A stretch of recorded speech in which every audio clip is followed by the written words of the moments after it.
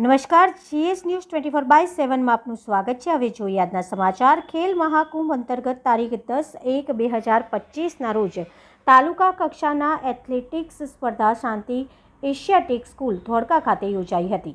કન્યા શાળાના પ્રાથમિક શાળા ગામ વટામણની અંડર 11 અને 14ની મહિલા ખેલાડીઓએ અગાઉ ચેસ તેમજ વોલીબોલ વિજેતા થયેલા હતા। તે શાળા ફરીથી તાલુકા કક્ષાએ 50, 200, 400 અને 600 મીટર દોડ, ઊંચી કૂદ, લાંબી કૂદ જેથી વ્યક્તિગત સ્પર્ધામાં શાળાના કોચ શિક્ષક રાઠોડ દેવાંગકુમાર જેરામભાઈના માર્ગદર્શન હેઠળ સ્પર્ધામાં કન્યા શાળાની મહિલા બાળ ખેલાડીઓએ પ્રથમ, દ્વિતીય અને તૃતીય નંબર મેળવી શાળા તેમજ ગામનું નામ રોશન કરેલ છે।